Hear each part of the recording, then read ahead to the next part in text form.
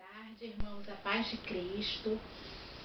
Nós agora vamos começar o capítulo 2 da primeira epístola de São João, tá? Dando sequência ao vídeo que nós gravamos anteriormente, né? E nesse capítulo, há de se ressaltar, né, a partir do versículo 18, sobre o que João fala à comunidade, né?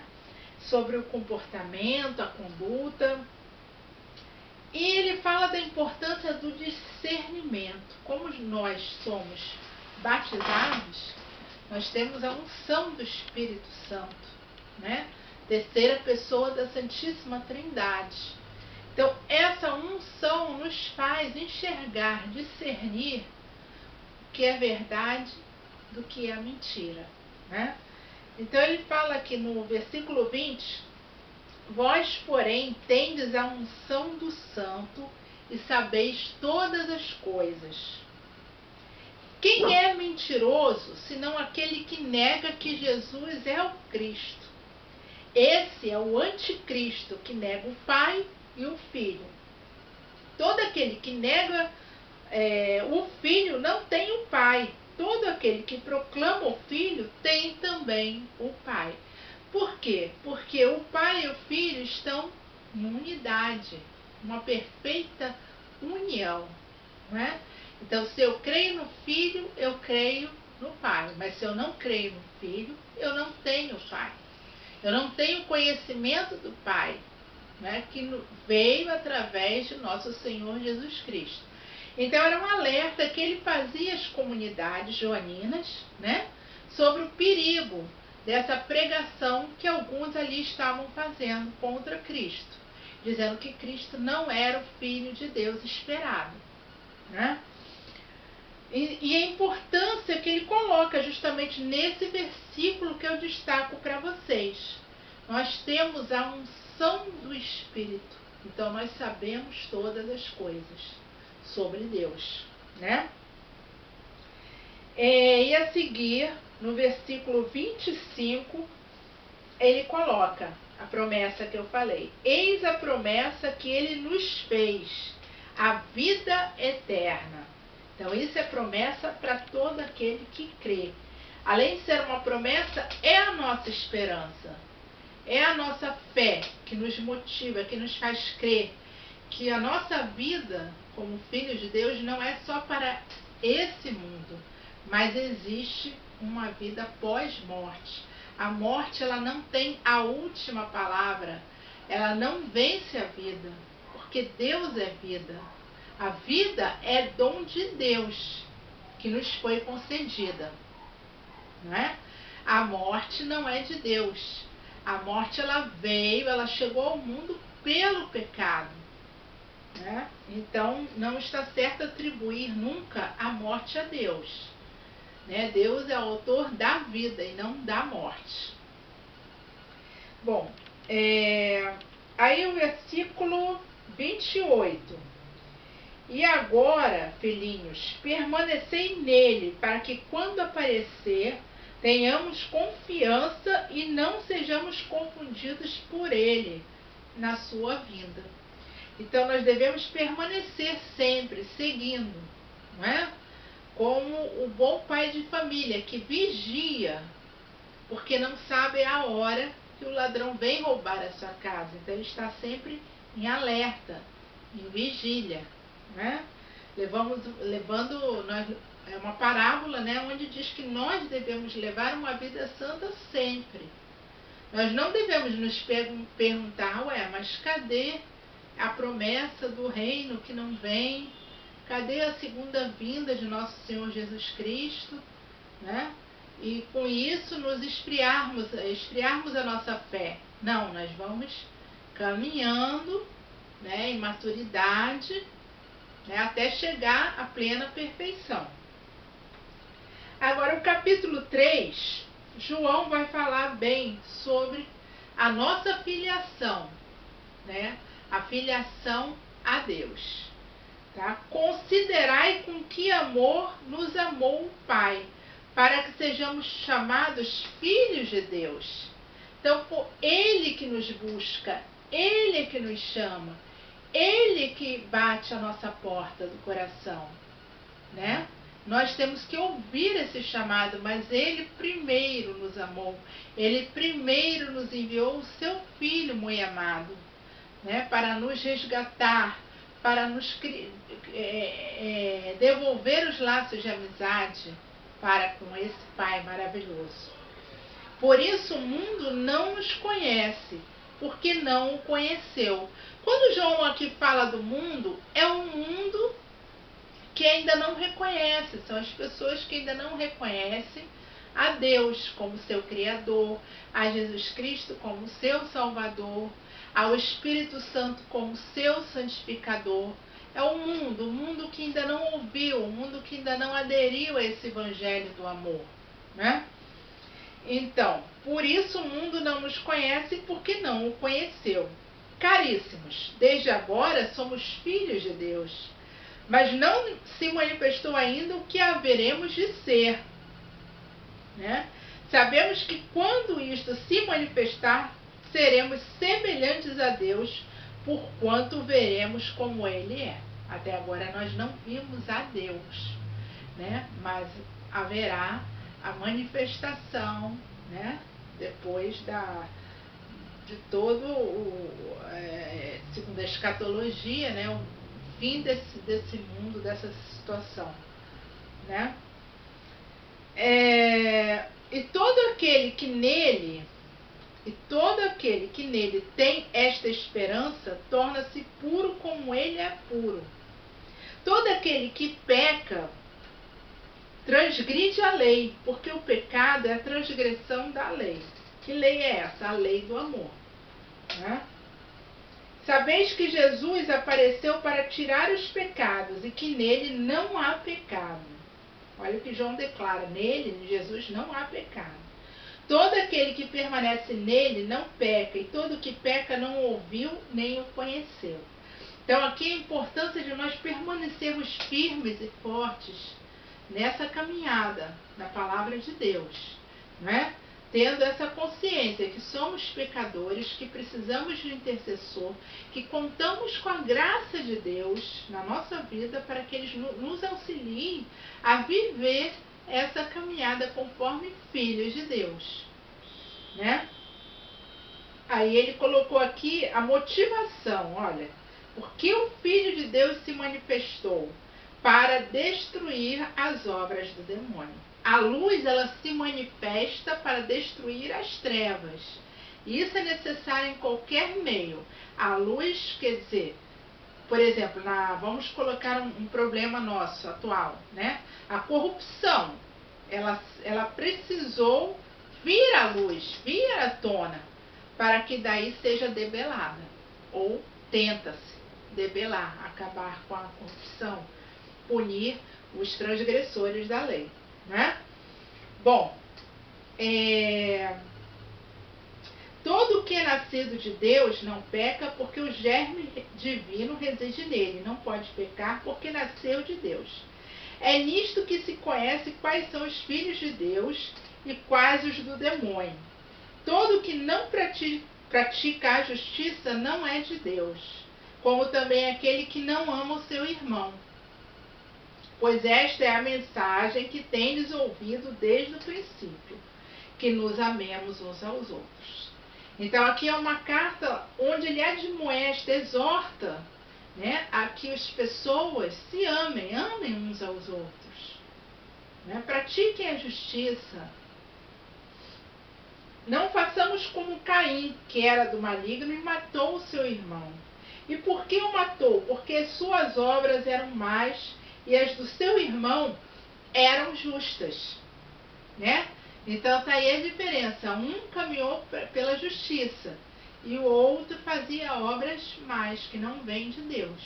Então nós, como filhos de Deus, no nosso dia a dia, né, João nos chama, Jesus nos chama a que nós saibamos discernir qual atitude eu devo tomar em determinado momento. Muitas coisas, muitas situações vão acontecer na nossa vida que nós vamos precisar decidir. e com a ajuda de Deus, escolher o melhor caminho, o caminho que leve justamente pela seara da justiça e do amor. O nosso foco, o nosso parâmetro tem que ser a justiça e o amor, não é? Toda vez que eu tomar uma decisão que parta de um ímpeto da minha natureza, raiva, com ódio, eu não estou fazendo a vontade de Deus. Eu estou reagindo pela minha natureza, que é pecadora. Mas toda vez que eu ponho em prática os mandamentos do Senhor, tudo que Ele me pede, tudo que Ele me exorta, se eu colocar em prática, eu não vou sair do caminho do bem. Não é? Eu vou estar fazendo obras. Então, nós devemos passar por essa vida fazendo sempre obras do bem.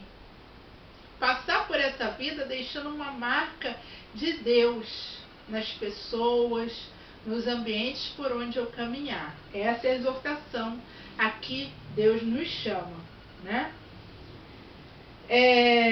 Não vos admireis, irmãos, se o mundo vos odeia. Nós sabemos que fomos transladados da morte para a vida. Quer dizer, a morte não tem mais a última palavra na vida de um cristão. Nós fomos transladados através da palavra que salva, através da palavra que ergue a todos nós. Porque amamos nossos irmãos. Quem não ama permanece ainda na morte. Quem odeia seu irmão é assassino. E sabeis que a vida eterna não permanece em nenhum assassino. Nisto temos conhecido o amor. Jesus deu sua vida por nós. Também nós outros devemos dar a nossa vida pelos nossos irmãos. Né? Então, é uma exortação muito forte, né? É uma exortação que mexe lá com o fundo da nossa alma. Ele nos pede que nós abramos mão dos nossos eus, dos nossos quereres, para que nós nos abramos para o irmão, para as necessidades do irmão, não é? Para que nós sejamos pessoas que realmente sigam a vida fazendo o bem. E aqui no versículo 17 desse capítulo 3, ele vai falar de forma prática para todos nós. Olha só. Quem possuir bens deste mundo e vir o seu irmão sofrer necessidade, mas lhe fechar o seu coração, como pode estar nele o amor de Deus? É a primeira indagação que ele faz, né? Meus filhinhos, não amemos com palavras nem com a língua, mas por atos e em verdade. Então, irmãos, aqui há uma questão prática. Se você vê um irmão que está passando por necessidade, o seu coração se fecha e você é indiferente àquela situação, né? O amor de Deus não permanece contigo, porque Deus é amor. E Deus veio para nos mostrar que nós precisamos entregar até a nossa vida pelos nossos irmãos, não é? Abrir mão dos nossos quereres, sermos pessoas voltadas para o outro, pessoas empáticas, que tenham empatia pelo problema do outro, né? Então, o caminho que Paulo nos dá, ou João nos dá, no versículo 22, é exatamente esse. Guardar os seus mandamentos e fazer o que é agradável aos seus olhos, né? Eis o seu mandamento, 23, versículo 23. Eis o seu mandamento, que creiamos no nome do seu Filho Jesus Cristo e nos amemos uns aos outros como Ele nos mandou. Quem observa os seus mandamentos permanece em Deus e Deus nele. E nisto que reconhecemos que Ele permanece em nós, pelo Espírito que nos deu. Então, olha que profundidade, olha que beleza essa leitura do capítulo 3. Como ela exorta, como ela mostra na prática como nós devemos ser pessoas melhores, seguindo o caminho de Deus, seguindo um caminho de bondade, de amor, né? Numa comunidade eclesial, procurando viver essa convivência fraterna, acima de tudo, né? Procurando ter intimidade com os irmãos, né? Eu ia falar até uma coisa muito importante sobre intimidade, porque hoje a gente vive as nossas relações muito superficialmente, né? Nós precisamos, para amar os irmãos, nós precisamos conhecermos uns aos outros, né? Em profundidade. Não adianta eu ficar num relacionamento superficial, eu não vou conhecer nem a Deus e nem aos meus irmãos. E não é isso que Deus nos pede. Deus nos pede que nós tenhamos atenção para o próximo, que nós conheçamos, estreitemos os laços de amizade, conversemos, nos admoestemos mutuamente, né, exortando um ao outro a andar na caminhada, fortalecendo um ao outro. Então falta isso nas nossas comunidades eclesiais, que laços de amizade sejam aprofundados. E da mesma forma, não adianta nós frequentarmos uma comunidade eclesial, mas nós não estarmos em intimidade com Deus. Porque ali só vai ser mais um rito, só vai ser mais um dia que eu vou ali, vou assistir, vou ouvir a palavra de Deus, mas não vou vivenciá-la na minha vida. Porque a palavra de Deus é para a nossa vida, é para aplicar na vida prática. Não é para ficar aqui fechada na Bíblia. A palavra de Deus, ela é viva, ela é eficaz.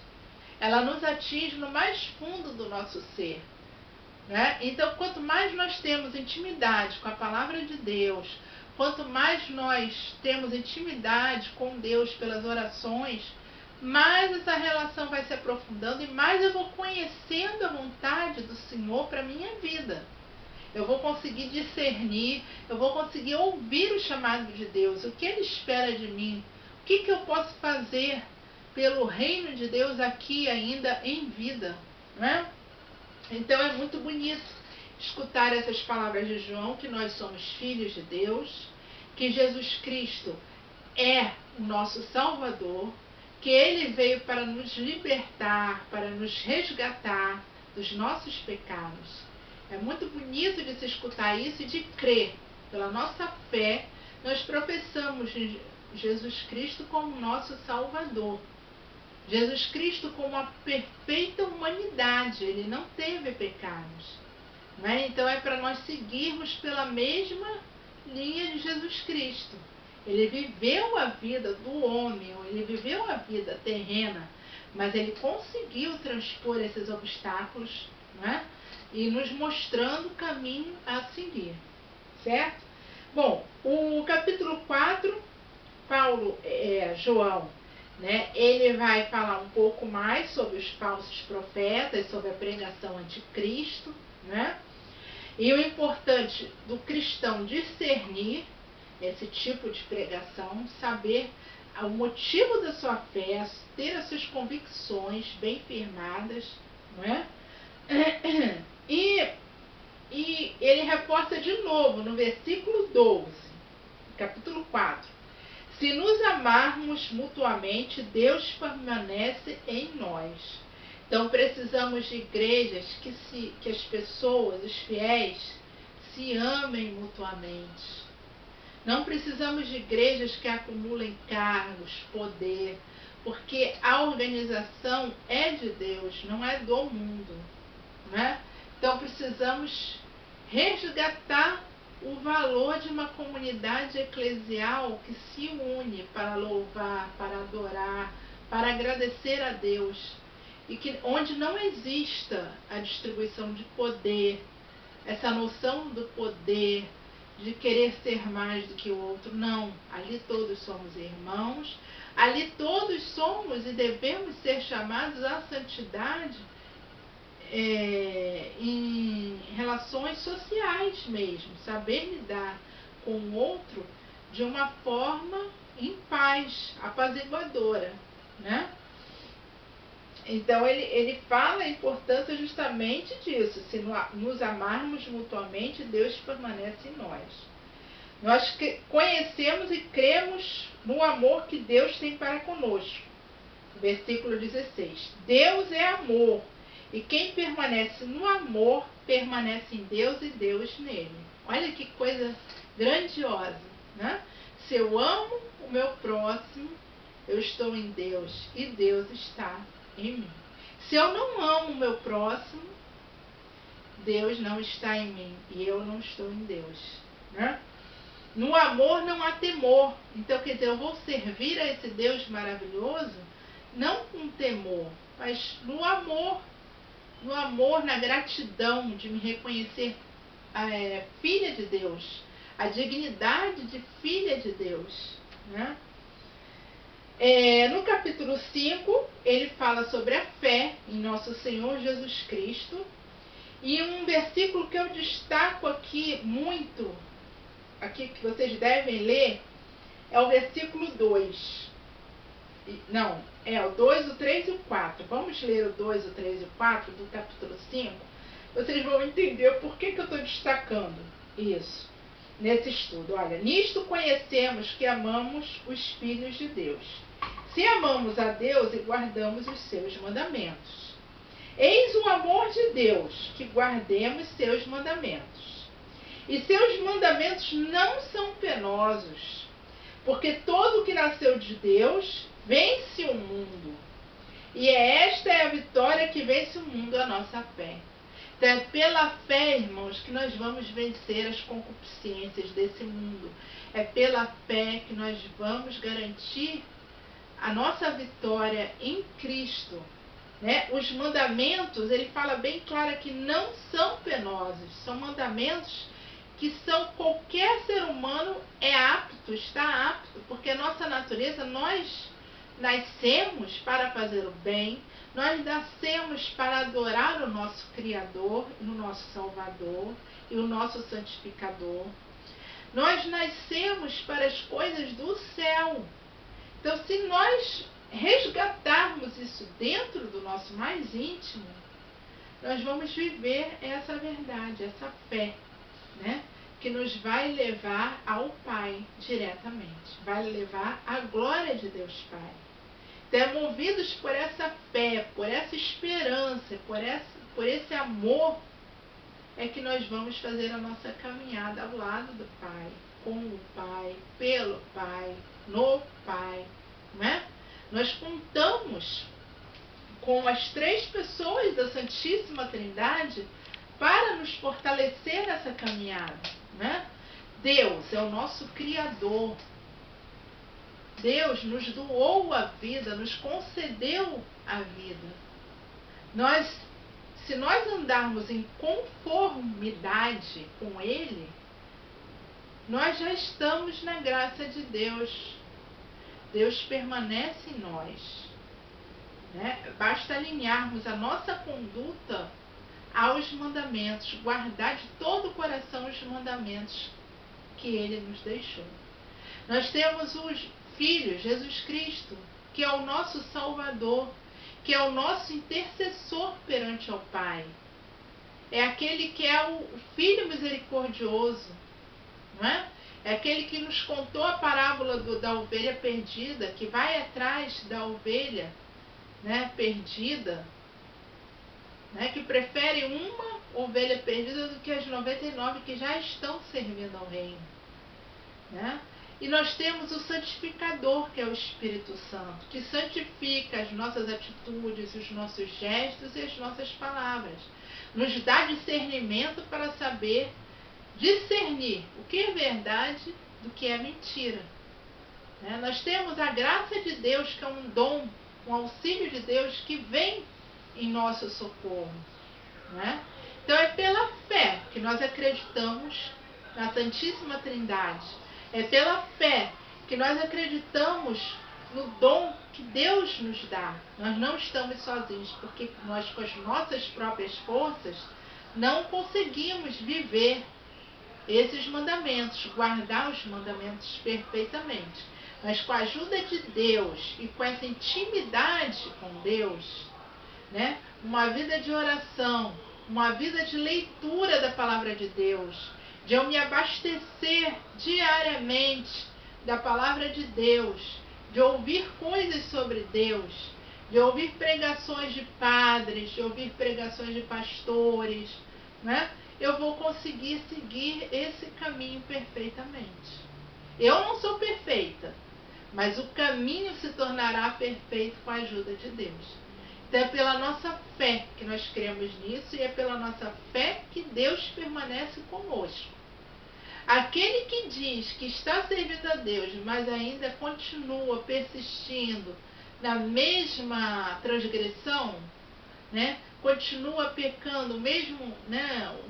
Cometendo o mesmo erro várias vezes, ou seja, vamos supor, o irmão que teima em persistir em ter raiva de um outro irmão, vamos supor, tá? Uma situação assim do nosso dia a dia. Se ele persiste nisso, ele não conhece a Deus, ele ainda não tem Deus no coração, né? Porque o cristão, ele é chamado justamente a passar por cima, a ter sentimentos, a alimentar sentimentos altruístas, de amor, de amizade, de paz.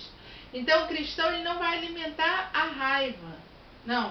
O que ele vai fazer? Ele vai reverter essa situação com a ajuda de Deus, com o ensinamento de Deus, com as orações, né? Ao invés de ele alimentar uma raiva, ele vai alimentar sim pelo irmão uma misericórdia. Ele vai procurar uma forma de ajudar aquele irmão, né? Porque qual o motivo que ele alimentou essa raiva, essa antipatia. Então ele mesmo vai se autoavaliar e vai ver como é que ele pode fazer para transpor o ódio, o rancor, o ciúme, a inveja, e vai transpondo isso tudo. Isso é a beleza da nossa humanidade. É que com a ajuda de Deus, com a graça de Deus, nós conseguimos sair do poço escuro e encontrar a luz, né? Mas nunca por nós mesmos. É justamente acompanhado dessa graça divina. Por isso que eu tenho que viver uma vida próxima com Deus. Por isso que eu tenho que conhecer a palavra de Deus.